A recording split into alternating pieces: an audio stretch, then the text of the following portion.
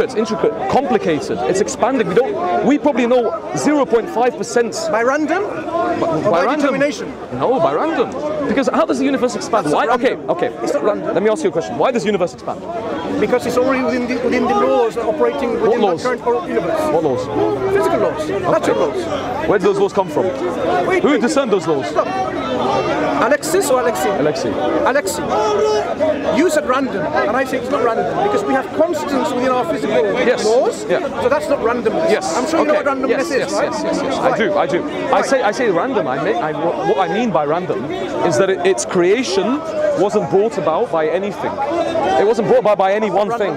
Yes, but randomness, it comes out of. You're redefining terms. Yes, but this is how I perceive it within our. Your perception. We're speaking the human language, which happens to be English. Yes. We need to be consistent with the meaning of the terms. I agree. That's an important thing. So it is not random. The universe is operating with such specific laws that is operational within it. So let's go back again. What is your rational basis to say things transformed from an eternal universe by accident? By accident, in the sense that it's not something that it couldn't have been designed. It couldn't have been pre-made.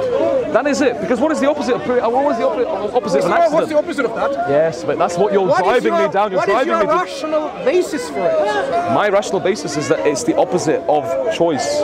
What is your rational basis? No. Don't deflect the onus. Yes, I know. I'm telling you. Me, right? This is the fallacy you're making. So you are in the defense as an atheist to substantiate your particular belief, which is it happened by accident. Yeah, by so we'd like to random. Accident, I said, or choice, and you said accident. Yes, because it's not choice. Because you diverted me into this tangle. I gave you two options. Yes, two options only. Okay. Yes. Is there other options? Yes. What other options? The other option is that it just occurred. It occurred. When you say it just occurred, it occurred, but not by accident. It occurred. When you say it just occurs, what does it even mean? Yeah, it occurred for reasons that we don't know. Reasons. Okay. So if it happens by a reason, it's not an accident, is it? Yes. Okay. I understand. Good. I understand. So it either happens by a reason or it just happens. It just happens. Now, if you say it just happens, it just happens. Why do we need to ascribe? Reason? Why do we need to ascribe reason? By a reason? Yes, but why do we need to ascribe reason? Wait. Why do we ascribe reason? You're on the right track now. Reason. So why do we ascribe it? Why don't you ask? You don't answer my question. Alexis, when you say it's happened by reason, is that reason embedded within that universe? I can't answer that question because that's a question that we don't know. Ask that question. Yes, because that's a question you don't know either. By the way, like, how do you know that? You see, it's a question. Few minutes of discussion. My point is, you are committing so much fallacies that you don't know. You tell me what the answer is. No, I am not discussing my position. No, I know. You're asking yours. Me. Yes, but my basis, my reason why I'm not, where I began. You've driven me down this lane. I didn't begin here. I'm not driven it. I've cornered you into that position. You've cornered me. Yes, exactly. Yes, this I'm is using the right term. But cornered you in a position to defend yourself. But this is not where This is the new paradigm shift, by the way. The atheist needs to be aware of that. If you're listening and watching, atheists, we are coming to get you. This is the paradigm shift. Yes, but no, you've driven me down this way because my basis of what religion is, of why it needs to exist, what I was saying earlier about morality, about a moral necessity. Humans need a necessary. I don't necessarily listen. Forget morality. No, listen. You are now conflating No. Listen. You've driven me down this way. You said accident or choice. Yeah? Accident or choice. I don't believe it to be neither. I don't believe it to be a choice, but I don't necessarily believe it to be an accident. But that doesn't mean. Basis of your belief. Yes, my basis of my belief is I don't know. That's not. It's Socratic. It's a Socratic. Yes, it's a very accurate. No, that's simply your ignorance. Just because you don't know who. It's like this. I don't know who murdered it. It means no one murdered it. No. Your ignorance is not going to help you. So now let me reframe the question. Could it be otherwise? The way it's transformed. I don't think so. So it's determined. No, it's not determined. But I don't think so because it's happened. Make up your mind. Okay. Could it be otherwise, or could it not be otherwise? Okay. It could be any way possible. So it could be any way possible. Why that particular way? Why? Science, my friend. It's a discussion, a different discussion. What you're talking about. Why it came out? Why the universe came out to be a certain way? Why that? It's purely a scientific question. No. It's purely a scientific question. It is, you want to frame it. It's a philosophical question or a moral question or a scientific question. I'm asking you. Why that way and not the other way? Why specifically? Because this is what I'm telling you. Like Socrates when he spoke to the Africans 2,000 years ago. I ascertain to a certain viewpoint because I don't know the reason exactly. I don't know why. When you go to a question and it says these are the questions, question 1 to 10. No, but this is very different, my friend. Wait a moment. I'm going to try to put you on your right shoes or right box in the right spot. If you answer a question I don't know, do you get a mark to the wrong answer? Okay. Thank you. When you put questions like open-ended questions like yours, do you think on the multiple choice exam that you've now imagined, do you think there'll only be 2 ticks? Choice or accident? Do you think? What if there's another box? What if there's another box? Tell me which the other box is. The other box is the other box. We don't need an understanding. Now you're committing another problem here. No, we don't need it. It's not important. If you have no idea about something, you can't present it as an argument.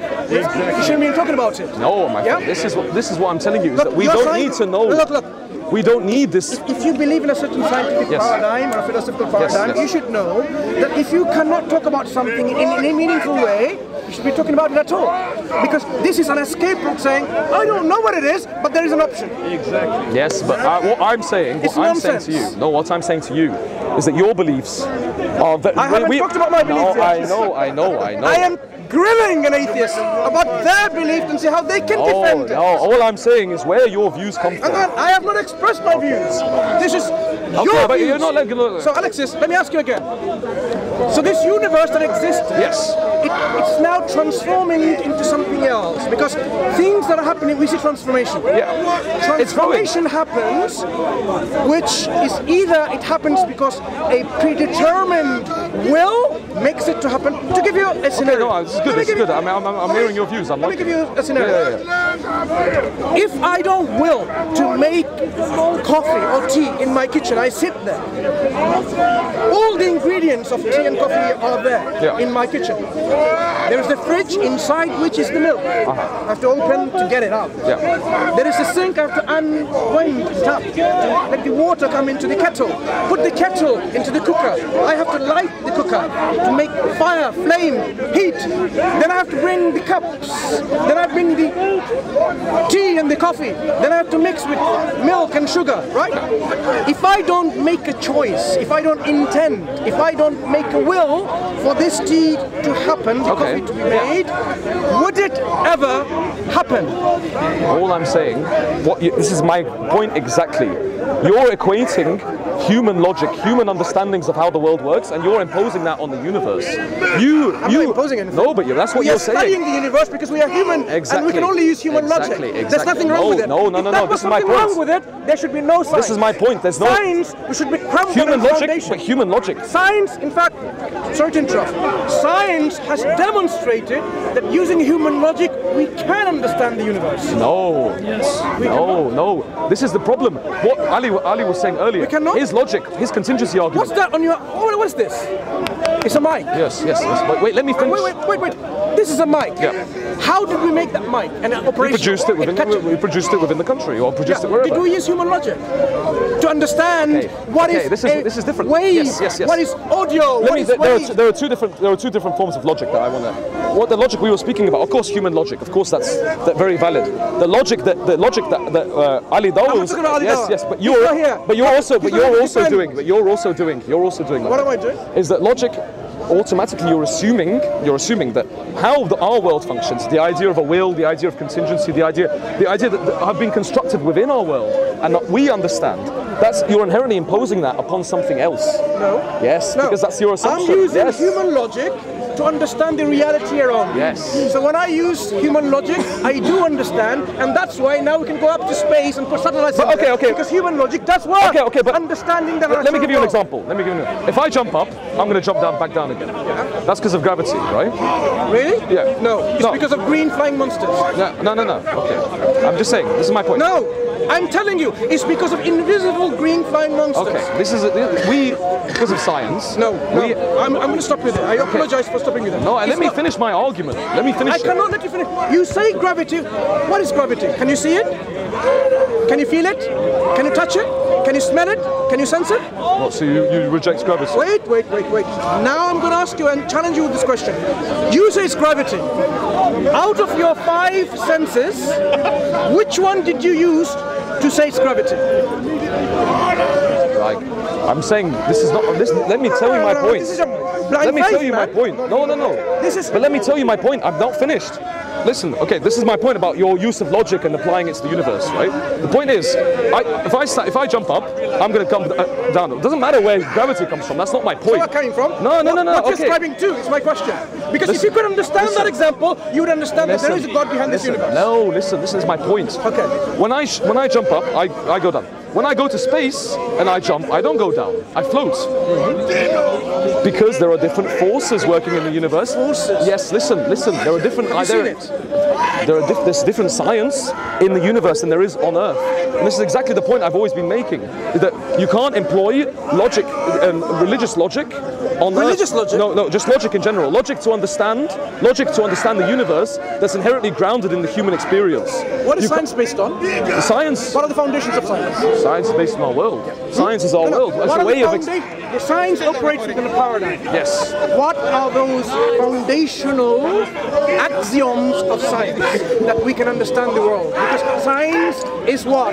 The knowledge about the world. Science is a mechanism to understand the world, the reality. My point is. What are the foundational axioms of science? You tell me. No. Please enlighten me. You are saying science and logic. But listen, I am not going to spoon feed you. No, listen. I'm just trying to make a point to you.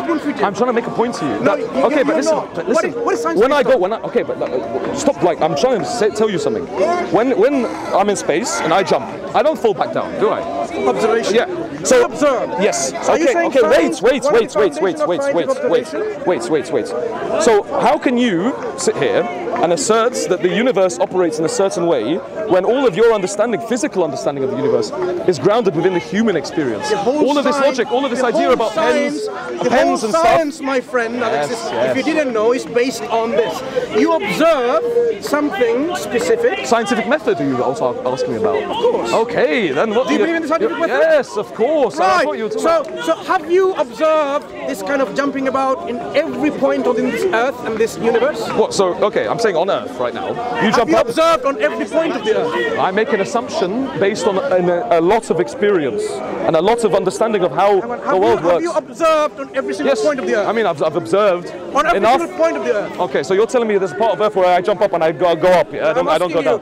Have you? I haven't. You haven't. Yes. Okay. So now, if somebody says, it doesn't matter wherever you go on the Earth, if you jump, you're going to come down again. Is that reasonable? No. It's not reasonable. It's not reasonable. What does science say? Science says. Science say? Yes. You're misconstruing what science is. I'm not misconstruing. You're misconstruing completely. Educated you on science, scientific methodology. Yeah, no, you're not actually. You're misconstruing it because science is based on logical assumptions made from evidence. Evidence is that gravity is a force that pulls us down to Earth. What are the foundations of the scientific method again? Observation. Collecting samples, like sampling, and then making conclusions based on said experiment. Is the very first fundamental out of all of this is the world is rational or irrational? The world. To science to operate, what is rationality? do you assume... What is rationality? Wait a second, you talked about some of the philosophers, now let's see whether they can help you. If science did not assume axiomatically that the world is rational, would you be able to understand the world? No. So science assumes the world is rational. Science has made so many mistakes anyway. Yes, but doesn't rationality. So you accept scientific methodology you're connecting two is things. rooted in this very foundation that the world is rational, and we as rational human beings are able to understand it rationally. Yeah. So don't then say you are a human being using human logic to understand the world because you're being unscientific. No, okay, but my point was, my point was that you know, logic, where we derive our understandings of logic is from experience. It's from experience, like day to day, like the different examples that you make. Not true. Okay, not true. Fine. Not true. Let me tell you why. Okay, but let me finish. Let me finish for once. Let me talk. Go ahead, Alexis. Let me finish. I'll tell you why. Okay. Where we understand logic to be a certain thing. We understand it to be whatever it is. We understand it. We as collectively as humans, we come to certain unified definitions about what logic is. But how can we then assume that we use our logic? We use our logic needing for contingency, needing for explanations, needing for these. How can we can zoom out and then do it on our whole world? Because our world, I'm saying we don't know how we don't know how the universe operates. So there is no reason to misconstrue our understandings of logic and place that on the universe, because those two things are not connected. Was it logical to say there's a cyclical universe or multiverse, or is it based on evidence? No, it's not. I mean, what's it based on? It's based on assumptions. The assumption is based on what? Assumption is based on evidence. What evidence do we have of a multiverse? No, I mean the multiverse, not specifically. No, I'm not saying there is a multiverse. What evidence do you have there was another universe before this universe? No, I do, scientifically. My grandfather.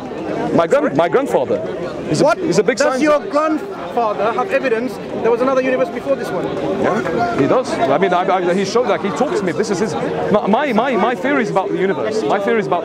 Are you a physicist? I argue. Are you a physicist?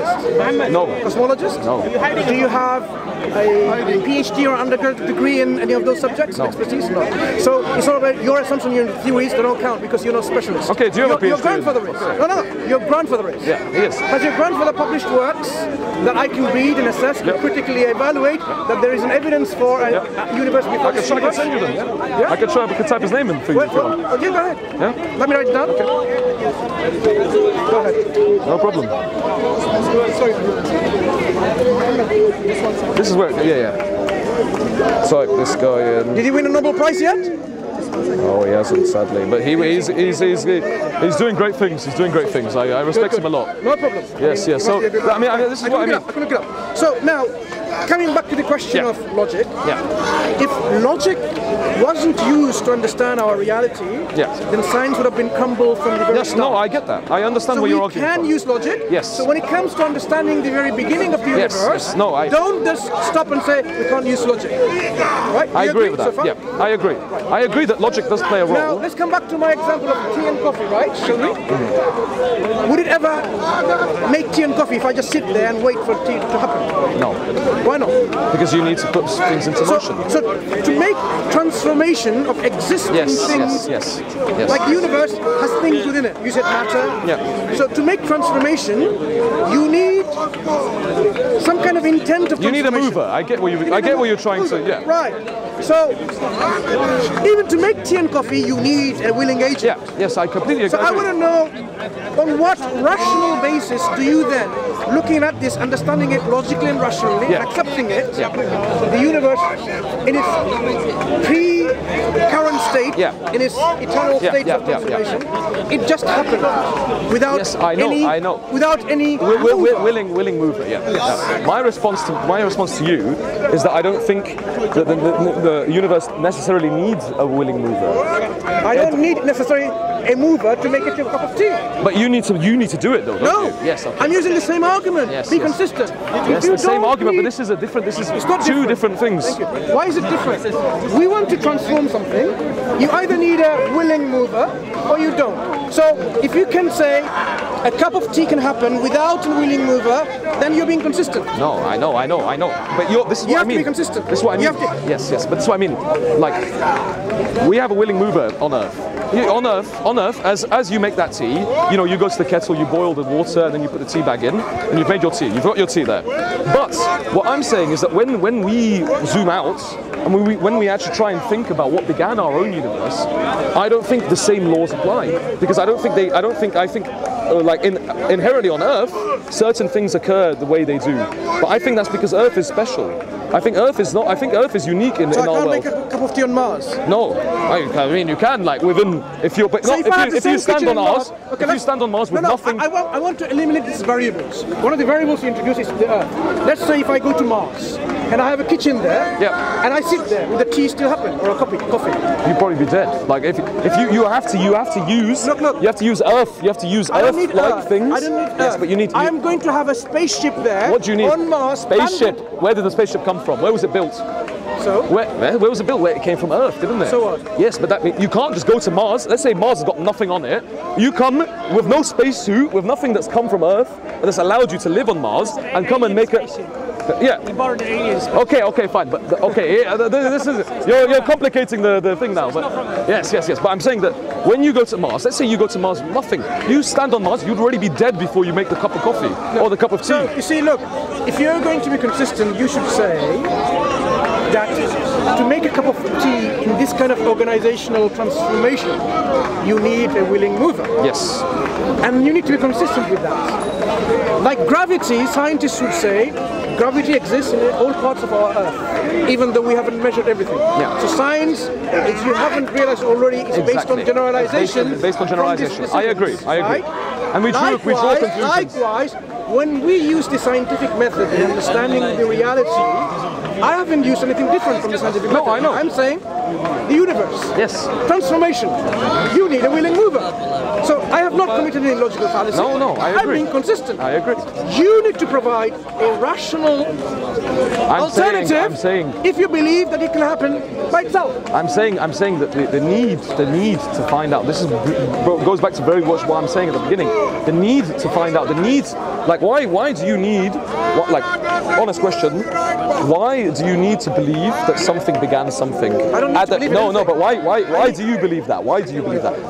Surely not because you want to make a cup of tea in the morning. To give you answer this question, it's not that I need to believe in something. Yes.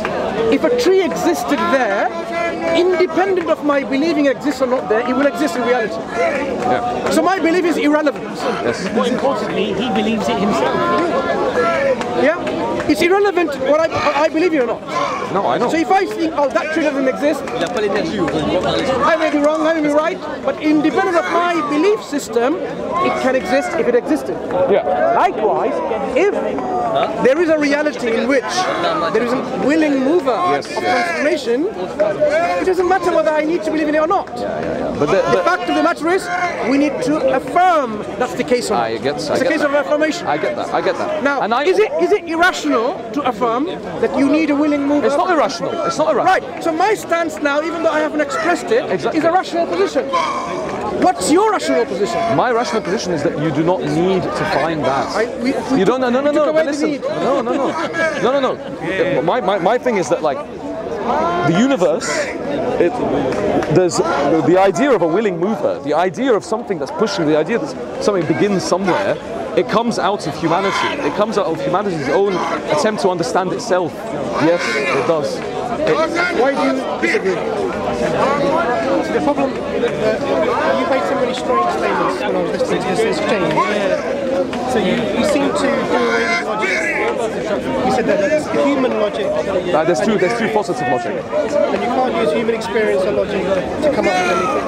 Then that puts to bed science, the scientific method, even the conversation you're having, even how your vape is working. All of this goes out the window. Yeah. No, I get that. Now, I get that. the only argument you seem to be making at the end, because you admitted that for things to happen, there needs to be a willing mover. No, I didn't. No.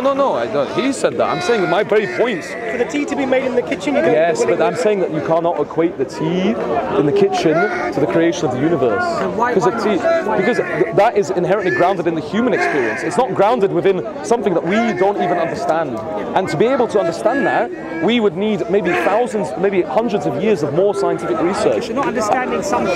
Yes, and I don't want to make conclusions about it. And Not understanding something. You can still rationalise the possibilities of how something could happen. And this is where religion comes from. No, hold on a second.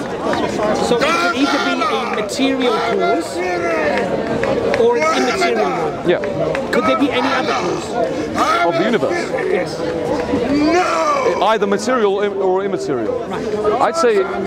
Is there any other? No, I'd say it was material. Material Yeah. cause. So if there is a material cause, what is the cause of that material cause? Another material cause? It's strung up within a web of material causes? Yes, but the cause, causation, the idea of causation, it's something very different to what, like, the way I perceive the universe to have begun, the way I perceive it, we are very lucky. You said material cause, right? Yes, yeah.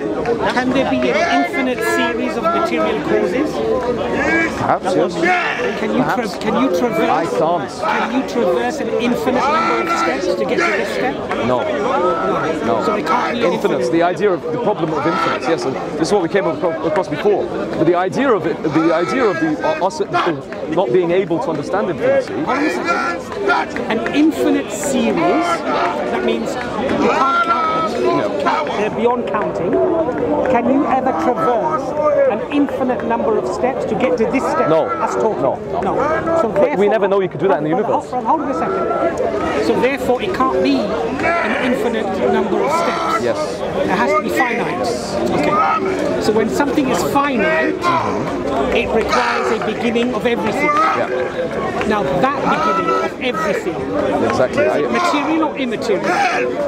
The beginning of everything. Yes. I'd say it's, well, inherently it has to be material.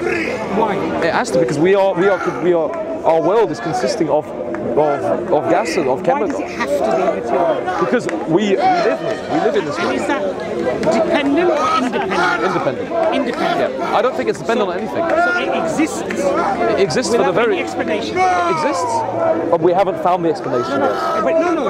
It That's the exists point. without any explanation of its existence. Yes. Okay. Yeah. And you've come to that conclusion how?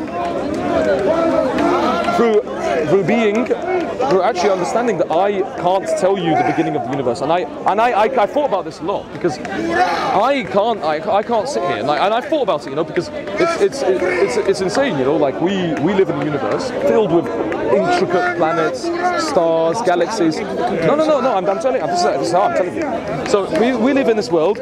It's very much unexplainable to us where it began from. We have this idea of the Big Bang.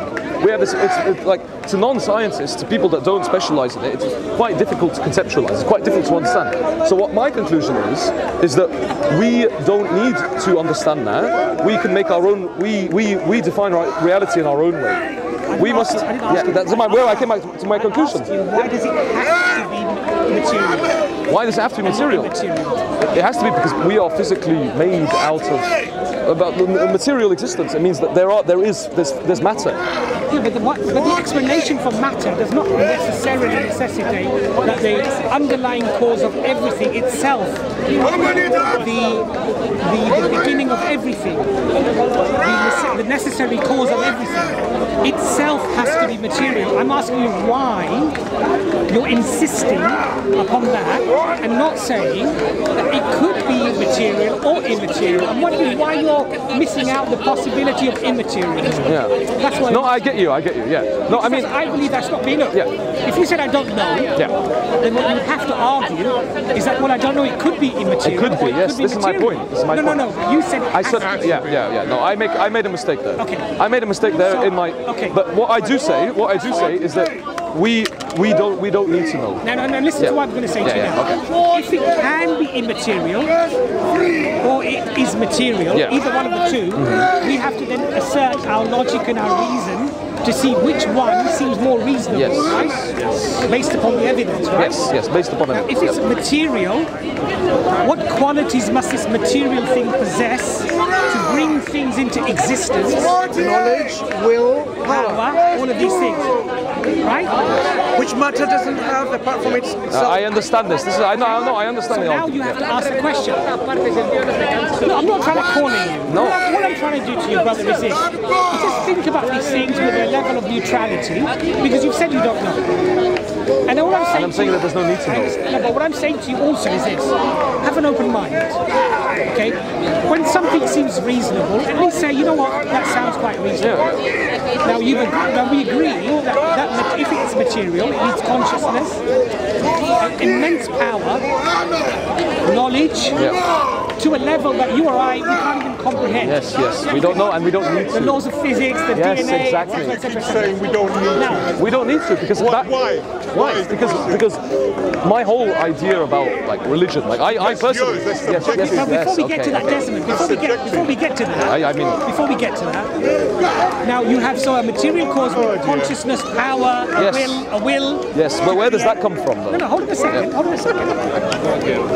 Now, that to me does not look like a non, let's say, conscious, intelligent cause of everything. Yeah. It sounds a lot like what religious folk would say to you is the creator. I know. So what I'm asking you, brother, is this. Why don't you at least acknowledge that that's a reasonable possibility? Okay. And in fact, it seems more reasonable than just a material cause that existed infinitely without anything bringing that existence into existence. No, my friend, yeah. And the supernatural cause Yes. seems more reasonable. Exactly. I understand So this. you With accept this, that? yes. No, I understand. I completely. You know, Sorry. I personally, like, I grew up in a Muslim country, and I was very exposed to, you know, Country was that? in Dubai. Oh, Dubai. Yes, yes. So I spent half my life in Dubai, and all of my good friends are Muslims, and I love Islam as a religion, and I really. You accept it then? I love it. I love it. You love My something, my accept father's an Islamic specialist, and Your father's an Islamic specialist? yeah, Islamic banking. Okay. So, but this is why, and I thought about this idea for a very long time. But the idea that it provides comfort, and the idea of a creator is comforting. It's comfort, but it is. But brother, let me ask And in the sense, exactly of what you were saying. can something true, can something that is the reality and it's true, give you comfort? But of course it Yes. can. Of course it can. But that doesn't mean. No, but hold on a second. But having comfort from something, Yes. and I accept, Islam gives me a lot of comfort. Yes, exactly. Yeah. But that does not falsify Islam. No, I know. Because Islam could be true, Exactly. and that could be attaining comfort from something that is true. From the truth. Yeah. So it doesn't rationally mean that just because some people get comfort from religion, therefore God is false or religion is false. Yes, no, but my grounding of it, my grounding of religion is more historical. This is why I'm not, as educated as you are, gentlemen, on these ideas of, continuously. I've read up about it, but I'm more of, I denounce religion on bounds on history, on purely on history, Okay. and where religion. This is where I can. This is where So my it's not your critical, rational thinking about the philosophical. Yes, it's basis more so- of it's- God's it's existence. exactly. It's to do with your history. Exactly. Yeah. Okay. So basically, Obviously, not just Islam, by the way, all religion. Fine. Yeah. In fact, you're much closer in accepting the truth than many other people. I'll tell you why. Because you have no philosophical objection, rational objection, reasonable intellectual objection that it could be that there is a creator This is not, with all the qualities. But this is where my Because okay. you But know can I say something? But my understanding of course I've watched a few of these videos and I've come across these ideas and come across like these ideas of where does religion come from? It comes from our ideas about like we were speaking for the last 40 minutes.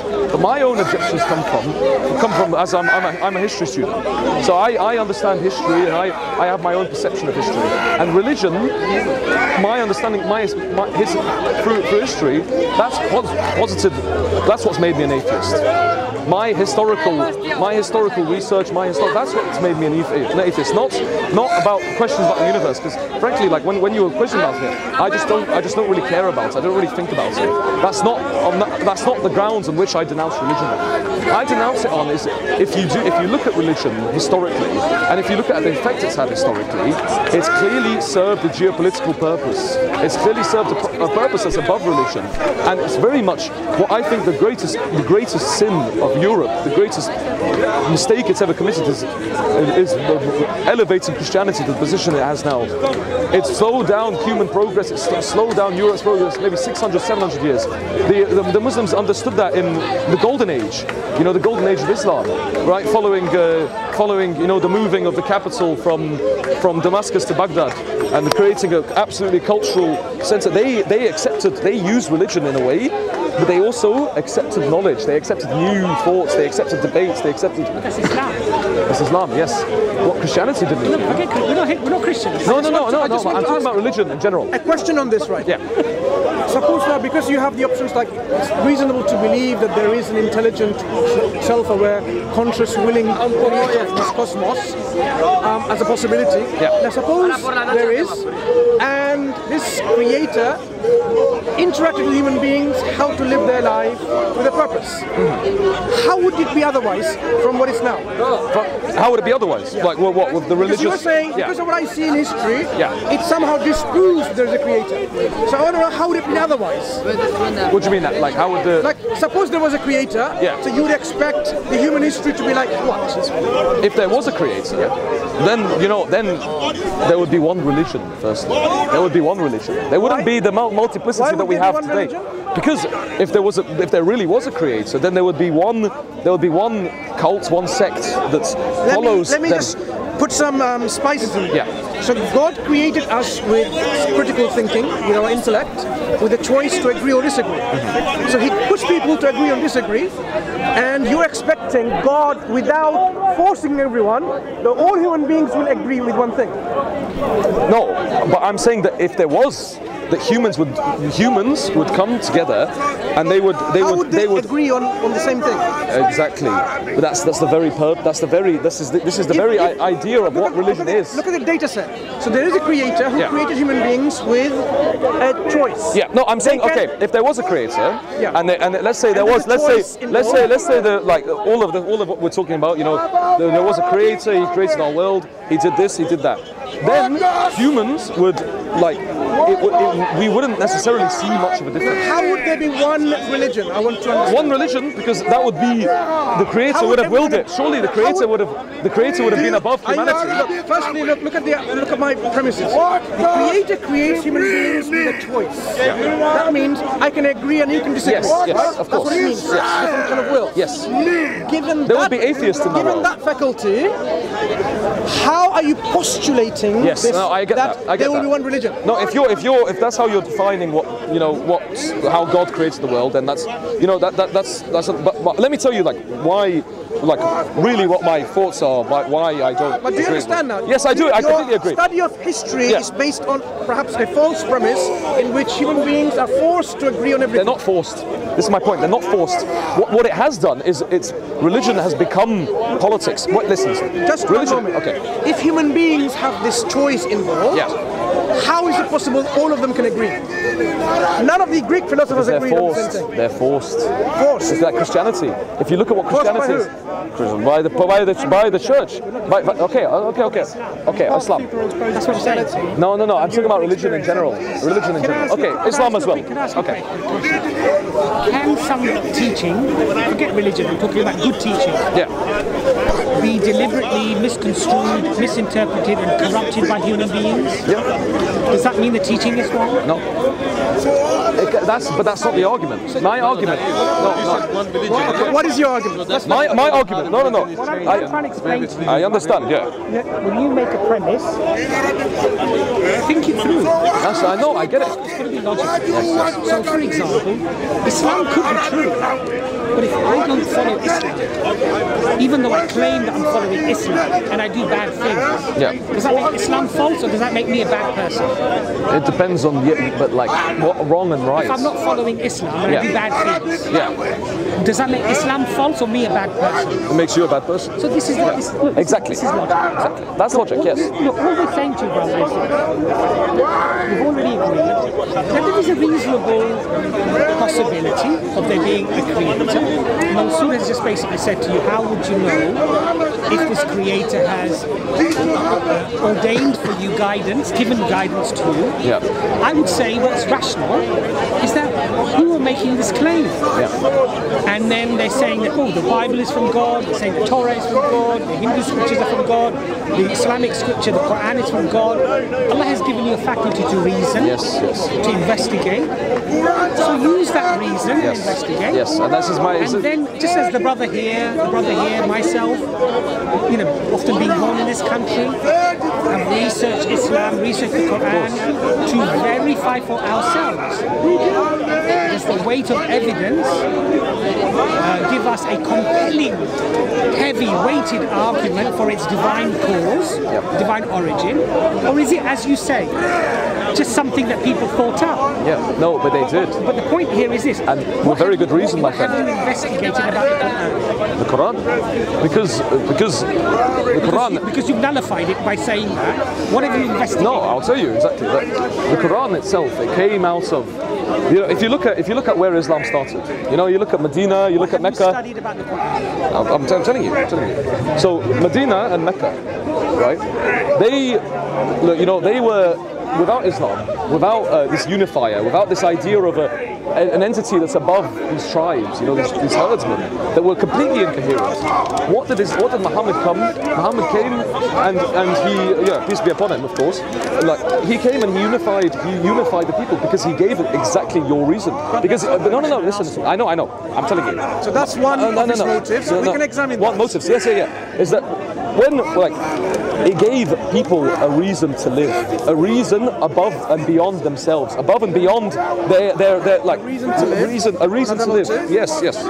These things and it unified the people. I know. Let's go through his motives. You can go through the motives, but I asked you because you've nullified the Quran by claiming some historical truth. I'm asking you critically, how did you nullify the Quran itself? By studying it makes lots of claims. Yes. Had this book come from anyone other than your Lord, surely you would have found within it many contradictions that were errors. Have you found any contradictions or errors in the Quran? No. Have you studied the Quran? I haven't studied it properly, but I've read through. What I would humbly suggest to you, it claims to be from the Creator, and it gives you a criteria, a falsification test. Exactly. Of how it might not be from the Creator. At least apply that test. At least do that investigation. Then if you want to nullify it based upon evidence, say these are the reasons I have studied, and therefore I nullified it. No, we can have that. I agree with that, but it's just... What I would urge you to do is don't look at peripheral issues, attributing your own interpretation of why they might have happened, and then nullifying the Quran. That's not sensible. No, but I didn't... Do you agree? Yes, I agree. Okay. I agree, but I'm just telling you my interpretation of why I'd like Dr. Imran to say something. I've been saying too much. No. This is my interpretation of why I think there's not Judaism, Christianity, and Islam, because they are they've come up, and like Christianity and Islam, they have their similarities. They have in the way that they've developed as entities. Because just as with Islam, it brought this mass of people together under a very good cause, under a very powerful cause, and intellect. Okay, wait. If Islam was true, is true, would you expect that cause that you've just expressed, a unifying cause, a cause of bringing everybody together? It would be true as well. Right? It would be true as well. So now we have a massive issue there of logic. So now the issue here is... Yes, I know. This is what you're arguing against, you're arguing for at the same time. No. Because if Islam was true, you would not expect it to disunite the people. If though. No, but the point I'm trying to make... The point I'm trying to make to you is you're using an evidence of what happened to the people against Islam. And I'm trying to explain to you logically... It could be used, if Islam was true, that is exactly what you would expect to happen. But my assumption is that by inherently studying that, it actually posits the opposite. Well, how can you do that? It posits the opposite. You just agreed to me that Islam was true. No, I know, but that's a big assumption that you've made there. If it's true. No, but you're giving a logical, reasoning as a premise and a conclusion. You're saying because it unified everybody together, therefore Islam is false. No, not just because of that. Not just because of that. Because of many reasons. Because it gave purpose. Because it gave this. Because of this, but that doesn't mean. But if the religion is true, that's what you would expect to happen. Of course it's true. Yes, of course. That concept can't validate or disprove Islam. But within my understanding of how, I think the question is, we can ask Dr. Imran on this question, because you're looking at the historical milieu and you're thinking this is a development, a cultural development, and it's been somehow religionized. Okay, it's made been it politicized. Yes, politicized. Now, so because of this kind of approach in history, you have to identify motives, which you are doing. Yeah. We can examine those motives and see whether they're actually valid or not, justifiable or not. I agree. So, the motives we've had so far is unification of the people. Yep. And when we talk about people, we're talking about the Arabs. Yep. We're talking about the Jews, and we're talking about the Christians. The Christians, the polytheists, Jews, and the Christians. And people may not have some beliefs and so on. Some of them may be inclined to monotheism, whatever. These are the broad 4 categories of people. Yeah. There might be other Sabians, flower worshippers, and so on, right? And we heard about something else you said. What was the second thing? This is one is unification. People together, give them meaning, purpose. Giving them a purpose. Yeah. Let's deal with unification. Okay. How does that tally with the teaching of the Quran, where it talks about different tribes, Christian, Jews, and so on?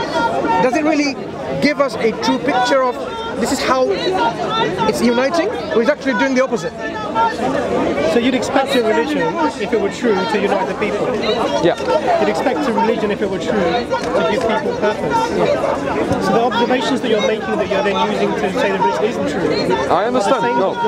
I understand that. I understand the reasons. Yeah. So you don't understand why the brothers are saying that your objections. Exactly. I was going to talk about rather the motives. Let me hint to them. And for example, if I was to unite the Arabs, right? Yeah. Imagine now I want to unite the Arabs. Yeah. So what I'm going to do, I'm going to start praising them and what they hold the most dear to them. So they hold the dearest to them is idolatry, praising the idols. So to unite them, what I need to do is not to curse their idols, to destroy their idols and saying they're not worthy of worship. I should say, wow, this idol is so great and that's so great. Imagine I'm praising your idol and your idol. So you're with me now. You're with me now. So I'm uniting all of them. So instead of doing that, what Prophet Muhammad did, he says, none of them are worthy of worship. So he is disuniting the Arabs. In fact, this is what happened. His whole community was abandoning him. His whole family is abandoning him. So we don't see, even from his own community, Arabs, they're being united. What about how he talked about the Jewish people? He talked about how Maryam alayhi salam, for example, Allah chose as the best of all the women.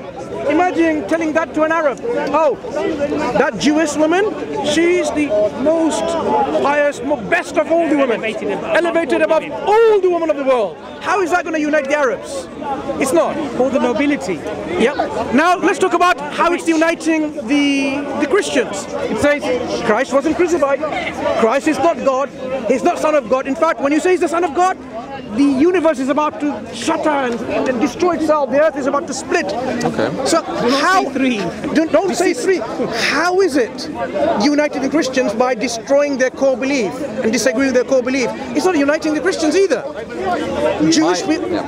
If you think about it, how the Quran criticized the Jewish people and what they did. So when we look at the motive question, this is not the best way. You don't think Islam was a very good unifier? No. What I'm saying is, if you put the motive as unification of people, the Quran shows otherwise. It's not unifying as you expect. Yes. That means that wasn't the motive. The motive is establishing the truth. Okay. Because the truth may be against but one needs to look at the evidence, though, the empirical evidence for it. And what did it do, Islam? Okay, first, as you mentioned, Muhammad was united because of the truth. Empirical evidence. Not because of empirical evidence of what happened. That's not empirical evidence, is it? Empirical. Of events that happened. Empiricism is absolute, right? Yes, it's exactly what happened. Absolute evidence are you going to provide? That it unified the people and quite literally destroyed 2 empires. Unification didn't happen because of this. Unification happened because they recognized the truth. Okay. Yeah? That's a one different caveat. interpretation. No, logically you've already accepted. That is something when you study the history, you'll realize actually, it didn't unite the people in their tribal unification, it disunited them. So what united them is they abandoned this relationship between brother and sister, even though they're lineage, and they united with someone else of a faith, because they accepted that this was true. This didn't work. So it's not a motive of, you see, we are historically analyzing a motive of a fake individual claims to be from God. What about purpose? What was his purpose? Was he a moral reformer? Was he trying to reform the society? Maybe. I agree. I agree. Yeah. But look at the way he's reforming. If he's reforming morality, why is he talking about, look at the universe, how the universe is expanding? Because that gives reasons, that in itself is a unifier. Because how else do you understand? No, because that's not a moral reformation. Yes, it's the point that Imran just made as well to you is that you're already in agreement that something being true, you would also. No, it's a very good point you made. You would also expect it to unify the people. Yeah. So that point doesn't apply now. So what's your other point? My point is that if you study, if you look at Islam, if you look at Christianity, if you look at the Jews, these beliefs, these ideas, they did not come out of a vacuum. They came out of being many years under persecution from two empires that were themselves ideologically founded on, it was the Byzantines, which was Christianity, and it was the Sassanids in Iran, which had their own Zarathustrian religion, which was founded on which is idolatry, which is what Muhammad hates. Can somebody who's on the right path? But what is the alternative? Can somebody who's on the right path suffer great persecution? Yeah. So that doesn't apply. That's not an argument either. So what's your other argument? No. That's not connected. I'm saying what the argument was that Islam did not grow out of a vacuum.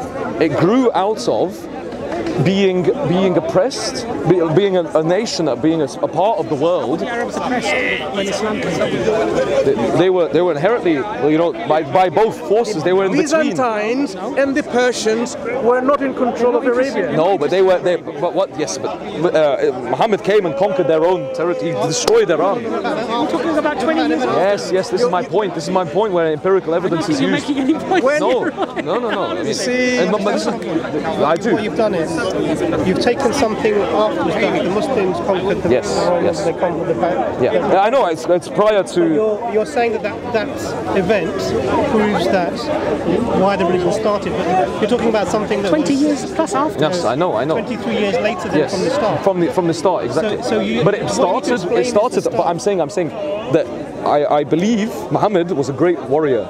And he was a great strategist, and I believe that he wanted to use Islam. Where does history say that? Because he won so many battles. He won battles after Islam. Yes, after Islam. But he used Islam to win those battles. Yeah, but where did he get Islam from? Because he until the age of 40, the Prophet peace be upon him wasn't. No, I know. So where did he get that from? The start. Where does he become a great strategist when it comes to war to defeat the Persians and the Byzantines? Yeah. Where did he get all these strategies from? Who was his teachers? Who Muhammad's teacher? I don't. In terms of law, ethics, morality, science, in terms of every aspect of life that we Quran don't know touches that, upon. Strategies of war. We don't know that. No, we now have a big problem. We need to understand where did he get this information from. So when the Quran says وَالسَّمَاءِ وَالطَّارِقِ, it's knocking stars, piercing bright knocking stars. Now he didn't have to talk about it because he didn't have the telescopes to know what them. But now we know there are stars which are pulsating stars, right? Mm-hmm. And they make these kind of sounds. Yeah. How did he know that? Neither the Greeks, or the Romans, or the Indian Hindus, civilization, Chinese, no one knew them. How is he firstly talking about things which no one talked about, and no one could have talked about, and yet now we realize that this information is actually quite interesting. No, but that is a facet. That's a facet of Islam that I don't necessarily like. I have, like I said, I don't criticize Islam on that level. I criticize it more so. Where did you get that information from? It's a rational question. I know it's a rational question. So I can't tell you that. No problem. So suppose now we give you example after example after example. You realize you need a submarine, you need an electronic microscope, you need a telescope, you need a spaceship. All of these technological tools that are of modern day. What I would say. You need it. You'd still say. No. What I would say is that there was a lot that before Islam, before anything, when the Greeks were here, there was the beautiful library of Alexandria. the great library of Alexandria, and it was birds. No, No. Listen. I'm connecting things. I do think that there was that knowledge existed. Alexandria, and when was it burnt? Are you talking about post-Islamic? Pre-Islamic, way before 200 BC. And it was burnt. Okay. It was burnt, and what I'm saying is that knowledge that there was actually now as historians we can understand that what they were talking about and what they was actually far advanced than even what they were discussing in the Middle Ages. So your idea about where did it come from, where is that it could the knowledge could have been there, but we just that knowledge was burnt down. So you're saying that the Prophet Muhammad had access to the burnt writings? No. My point is that knowledge could have been within that world. We simply, from our perspective, we don't know whether it was there because we can't ascertain. That knowledge from if you require telescopes and submarines and. No. But I'm sure that there was that knowledge. Knowledge from submarines. No, okay. I don't know what this point about submarines is. Interoceanic waves. You need to go deep down the oceans with a submarine to observe that. We have to. Wait, about sonar? We have to, or sonar technology. They had sonar technology. Wait, you're saying they had sonar? Then. No, I'm saying. Are you saying they had sonar? No. Are you saying they had satellites that we can observe the interoceanic currents? They had telescopes. The Greeks had telescopes. Using telescopes, you won't be able to see. This is the point. With my point about the Great Library of Alexandria. With the telescope, did they observe the universe expanding? No. They believed otherwise. They believed the universe is static. Yes. But the Quran says God created the universe with His own hands, and He is the one, the expander thereof. Meaning He's constantly expanding it. Yes. Now, which is you don't expect that knowledge to have been there, present there with the technological tools they had, right? No, but I do think it could have been there, but we just don't know about it now. With what? Because how did they know? This is my point. That what there was, like we don't know how they would know. We don't. I don't want to use the word absurd, but what you're saying is that there was this knowledge that was available in the. I'm saying that knowledge could have been there. Sure. And that was burnt 200 BC for you in your day. 800 years later, there is a person who, at the age of 40, starts to make these claims and writes these, and has this text written that he's put, and never makes any mistakes. Yes, no, I know. You're saying that somehow this person had access to that information. No. I'm saying that. Oh, sorry. No. I'm saying by virtue. I'm saying by virtue of that knowledge being there in the first place. Let's say it wasn't burnt. Let's say the Great Library of Alexandria. But I'm saying that the point is that knowledge was there. It could have been there. We just don't know that it was. So now what you have to show is that how the Prophet had access to this. Yeah, and I can't tell you that now. But not only that, but there's a famous embryologist, and he said the claims that the Quran makes about embryology, Muhammad, would have had to discover the electron microscope. I think 1,000 years before, or whatever it was discovered, he would have to come up with profound scientific truths, destroy all the technology and everything he had, and then somehow sneak it into his book. Just to give a little spice to what you're saying, right? Absurdity. When it comes to human development as a baby in the mother's womb, there were so many different theories around it, from the philosophers and scientists. I want to contextualize it. Yeah. So many. Imagine there's so many understanding of it, right? And they're all full of errors. Come 6th century, 7th century, when the Prophet Muhammad was there, he's somehow able to filter all of this wrong theory and come up with the most accurate theory, which they didn't get it right until modern times. Like even 1673, when Van Leeuwenhoek had this microscope, they claimed they could see a whole human whole human being in a miniature form, and it makes it get bigger and bigger and bigger. Scientists claim that. 1673. The Quran, of course, 1440 years ago, saying no, human beings transforms creation after creation of transformation from different stages. Yeah. And today we know that this information is amazingly accurate. Oh, no, and I... So you need to come up with a rational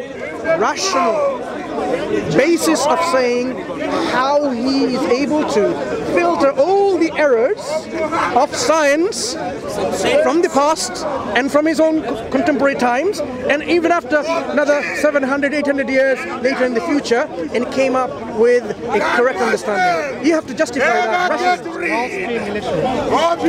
No, I mean that's why I find the Quran to be such an amazing piece of work. Isn't that more reason to say this is instead a divine revelation? No, I don't think it's got anything to do with divine revelation. So, I don't think. So you have to tell I think Muhammad was a very smart man. He showed himself to be incredibly smart in terms of military strategy, in terms of like you said, in terms of what he said, but I don't think that you can now, because that's a deductive assumption. That's inherently deductive. What you're saying, he doesn't have access to that knowledge. Hence, there's a divine creator. You're making a jump there. We're saying is the information that he had. It wasn't there. It wasn't there. You're saying. I know it wasn't there. No, you're saying. Why couldn't he have been a? You're saying he's so smart he could filter all of this incorrect information because he had access to some special tools that he had, which wasn't even developed. Not only that, he even challenged the whole world to bring something like the Quran, and yet people are still struggling to imitate it. This is what we should be discussing, because things he said in terms of falsification tests, you'd expect to be absent. Why is he putting his honor, his stake, his prophethood on stake when he could have just simply not made any of these claims? Why is he saying, you know what, the Romans and the Byzantines and so on, look, they're having a war, but the Romans have been defeated, but you know what, sooner, in 3 to 9 years' time, even though they've been defeated, they'll be victorious again. Why is he saying that? Because does he know the future? Think about it. Understand is that today's scientists, they come up with theories, new theories, don't they? Yes? Would we ever say, this probably was discovered 500 years ago, we might just have lost it, and they might just have found it, and they might just have added it? No, this is your... Why don't we say that? Because it's not a reasonable thing to assume, right? So on balance of probability, when a man in a desert in the 7th century talks about profound things that were discovered 1,000 or 1,500 years, 1,800 years after, 1,300, 1,200 years afterwards, it's not reasonable to just nullify all of that by saying, well, it could have all been there before, and he could have just happened to get it all right and come up with in fact novel. I'm saying that the knowledge could have been there, and we don't know that it was there. No, but on balance of probability. If that was the case, if that was the case, the knowledge was already there, then it would already be disseminated. Now the problem is you have it was disseminated. You have no other. But later on, you have no other contemporary source. There is no source. That gives the same information. There is no source, but that's the problem with history. But I don't see. But I don't see that. He single-handedly deciphered the hieroglyphics. He single-handedly understood the embryology and all these natural phenomena. Not only he did that, he was able to correct their misunderstanding of scientific reality, whether it's to do with space, whether it's to do with interoceanic things. I'm not saying it was just him. It could have been. He could have had a team. But I'm saying. But I'm not saying that. I'm not saying that. Where are these teams? Why is the Quran simply saying this is a revelation from God? And if you had a teacher, they would have just said, "Hey, hold on a second. I taught you that." Why is it? Revelation from God? It lends it legitimacy. It lends it legitimacy. Imagine his teacher was there. It allows the people to stand behind something that's not. But think about it, Alexis. If he claimed that to be a revelation from God, imagine you did that, and these are your teachers. Yeah. They're going to leave you alone? They're going to expose you to the whole world. What an imposter you are. That's what happened to Muhammad at the beginning. That's what happened with him at the beginning. No teacher has been demonstrated to come up like, oh, I taught him that and so on, historically absent from Muslim sources and non-Muslim sources. But that's why I went beyond the knowledge that you think may be available. I said, why is he making predictions of the future? And how does he even get it right? Does he know the future? Number one. How is he able to say, no one is going to imitate like this Quran? And people are still unable to do that. Why is he making these claims? That even in Dubai, the Quran claims that if you're in doubt as to what God has revealed to his servant, Muhammad sallallahu alaihi wasallam, also at the beginning of Judgment Day, skyscrapers in the desert. Produce a chapter like the Quran. Why is the Quran making that claim? And why are people who are experts in Arabic? Do you know there are so many atheist Arabs even today? I'm sure. Yeah, underground and overground, right? Many atheist Arabs. They're born Arab and they will die as an Arab. Yeah. Why are they unable to match imitate something like the Quran? They don't have to say, oh, I made it. They could have simply anonymously produced this work. An excuse we hear is, oh, their life is in danger because if they imitated the Quran. Silly argument. No, because they could just simply produce the work and they go. I do think the idea of a God. And I'm not talking about God. I'm talking about this is my when point. the Quran makes claims like this, you have to explain rationally. How is it impossible to imitate? Yeah. You know what? You can imitate Shakespeare. You can imitate Beethoven. You can imitate any of this literary genius of music and literature and art and so on. Why is Quran unimitable? Is the question rationally needing an answer? No, I agree. I agree. But what my point is that I think, you know, by saying that there is a God, like let's say, like by saying that there is something behind what I'm saying here, that means that someone, it's you know, I've received like divine instruction. I've got divine instruction. But that inherently means that like I won't be attacked directly. I lend my ideas to someone else. By that way, people can stand behind something. People can stand. It's the very idea of faith, because it's where faith comes in. Because you can't, as much as you can have a faith in one man, once that man dies, the faith dies. But what Muhammad did is he placed that within God's purview, within something that we cannot touch, we cannot understand, something that's not on our earth. So by that way, he sheltered away criticism. He sheltered away, and he created the perfect recipe for unification. Because once he dies, the message lives on, because the message is not from him, it's from God. We already responded to about unification theories, yes, and it doesn't but this is my point. The other point I want to make is, if there was a God, what do you expect from him in terms of proof and evidence to us? If there was a God? Because what we're saying is the Quran is giving you this proof and evidence to accept that there is a God. How else would you... Prayer. I mean, if you pray and your prayers are answered. Many people's prayers are answered. Prophet Muhammad when he prayed, his prayers are answered. Yeah. This was seen. So I want to know from you, how else would you expect to say, if the God existed, I expect such and such evidence? What is your expectation of God? Because you seem to be expectation of God, struggling with that. What is it that's stopping you saying, okay, you know what, I'm still not convinced because I expect this and that?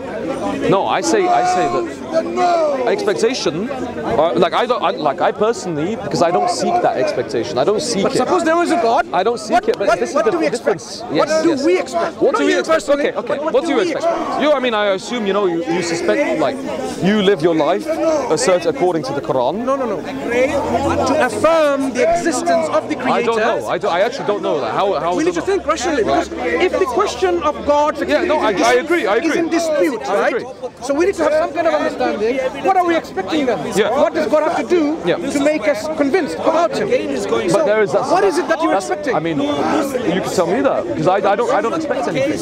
That's the thing. What should we expect? Yes, but can you tell me that, please? Because I don't know. Because I don't think about this. Convincing evidences which shows the handiwork of God. And what are those? What is that convincing evidence? That we've given. It cannot come from one human being, let alone the whole of humanity. Like this challenge of the Quran to imitate the Quran, it's not just saying, okay, I expect one human being to do it. The whole human being, not only that, whole jinns, another living creature of God, they are also included too. Okay, but then would you expect to see jinns physically? That's not the question asked you. But the question is, even the jinns can help you to do that job. The fact that no one is able to do it, it gives you credibility that this book is indeed what it claims to be. Because if it was from a human being or a group of human beings, he should be able to imitate it. Yeah. But because we cannot imitate it, then we need to really take this claim seriously, that it says it's from God and we can't imitate it. That's what we expect. Yeah. If it was from God, it should not be imitable. Yeah. If it was from God, it should say something. It should say something that we know, that it would know the secrets of the heavens and the earth. Yeah. For example, about these things, the Quran says God has not placed two hearts in one man. He's a medical doctor. He will tell you, no adult human being is ever known to have two hearts. Yeah. Even though there were babies known in history, they died. Quran uses the word rajulin. Rajul. But do you not think that... How is it possible that he knows that this will never happen? And it never happened in history. I'm going to be honest with you. I'm going to be honest with you. It's also more profound than that, actually. It's more profound than that. Yeah. Allah specifically mentions man, not women. Why? He doesn't mention women. Did you know a woman can have two hearts in her body? When a baby is developing with a heart, there's another heart. So that's not the woman. But hold on, the grammar of the Quran, when we study, is so precise when it comes to these matters. That you wonder why You do. Allah did not mention humankind. Allah mentioned man. The point that I'm trying to make to you, brother, Mansur is trying to say to you is this. Do you believe the works about Aristotle? I don't, but I take them as a canon of philosophy. It's a canon. Probably from Aristotle. Yes. Do you believe that the works? Maybe they're from. Plato, I don't think Shakespeare was one individual. I think he was 3 or 4. From Plato? Plato, yeah. Shakespeare, maybe you say 1 or 2, but Shakespeare. Yeah. Okay. Muhammad, peace upon him. Yeah. We have more history, more testimony, more eyewitness testimony, multiple testimonies in multiple locations in the world of the complete chain of testimonies of the very people that witnessed those things are saying that these were the words that came from Prophet Muhammad, peace be upon him. You would rather deny that and accept ulterior. All of these guys. And so what we're trying to say to you, No, I know, but I think if all of the evidence points towards A, why do you go to B? because I think reasonable no, exactly. But what I would say, well, I'd respond to that is I think like the Quran, it's a beautiful piece of work. It's a beautiful piece of spiritual work. Like you said, academic. It's instructive. But then even though it's so profound in its instruction, as all of you have told me, as you've outlined, I don't see that equivalating to. I don't see Muhammad not being able to work that out by himself. You haven't studied the Quran. Yes, this is why I'm saying that I will come back and I will look. So you're not therefore in a position to be able to assess the miracle if you haven't even studied it. That's all we're saying to you. No, I know. This is why I say I will. Specifically, I'll go into the What we're Quran. trying to say to you is, look, here's the Quran. These are the claims that are being made. We would say by God why it's a miracle. At least with an open heart and an open mind, study those to ascertain whether it's reasonable. I agree. It's reasonable that this was the work of Muhammad or some men, or in fact is so profound that it could only come from God. No. And then that, at least then you're being honest and you're being fair because you're assessing the claim and assessing the evidence. No, this is what I'll do. This is what I do. What we're saying to you, brother, is this: don't discard it because of a predisposition of already denying it. Don't fall into that. We're just saying, look, be reasonable. We're not saying accept what we're saying, but study it, investigate. No. Would you agree, Doctor? Yes, no, I completely agree, and this has been a very enlightening conversation for me as well, because like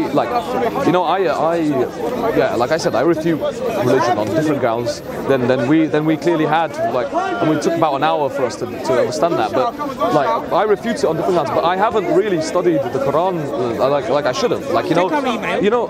Yeah, for Please sure. contact us. No, I want to be. We can have discussions off camera. Yes. But what I would say to you, my brother, is this: if there is a possibility of an afterlife, you have to accept that surely that's of more value than anything else in this world, if it exists. If right. So would it not be prudent for you, my brother, to at least ensure, for your own safeguarding of your own self and your potential eternal life, that you assess these claims using an open heart and an open mind, and go wherever the evidence takes you? Is that not a reasonable thing to do? No, so what we would say to you, brother, is engage off camera if you want to. Of course. Let's provide the evidence to you. I would say to you, read the book by Hamza Zorsis. No, I'd say I'll read the book. The Divine Reality. You can watch it on YouTube or hear it on YouTube. It's about 12 parts, I can't remember. It's called the Divine Reality. The Divine Reality. And I would say just look at those arguments. They're quite profound. No, I just need the arguments to be able to argue and and then look at the Quran and look, assess it for yourself. Yes, yeah. No, I Don't make up your mind before you've even done that. Yeah. That's what I would say to you. No, I agree. I agree. I think so. I think so. Yes. But thank you so much. It was a pleasure It was to a really pleasure talk to you. for the, to have Our email address is efdawa.com. Yes, yeah. No problem. Okay. What is it? The YouTube channel is also EF Brother Mansur's got a channel called Dawawise as well, and I think your email is dawawise@gmail.com. Dawawise. Can you see that symbol there on his hat? Here. Can you see that symbol there on his hat? Ah, yes. And it says wise, so it's Dawa as in DAWAH, wise. Okay. At gmail.com. Dawawise is the YouTube channel. Okay. But I'll come back here next week on this, next Sunday. No, take your time. Don't rush it. Exactly. No, but I'll be doing this along with my studies, and I'll take evidence, and I want to continue this. Before Imran wants to say something. Yeah. The historical studies that have been done today is mainly done with a secular mindset, a secular paradigm in which the basic assumption is there is no supernatural, there is no God. Exactly. So the study will always have this understanding that this happened naturally. There is no God involved. Grounded in humanity. Yeah, God's not involved. So based on that, they will teach you, and you will be unraveling and unearthing all these things. But that's the weakness of this method. No, I agree. To be properly, it automatically have rejected from the very foundation any possibility of a divine or supernatural. And the other thing, I'll make that point. The second thing is established. There's a common tendency to superimpose Western experiences of religion onto the rest of the religious world, and they don't correlate. I agree. So the Eastern experience of religion in terms of science and progression is very different. Completely the opposite. We never had the Inquisition, we never had any of these things. So just bear that in mind. But this is my point: is that actually, like, my contention with religion is more so with Christianity than it is with Islam. I can get that.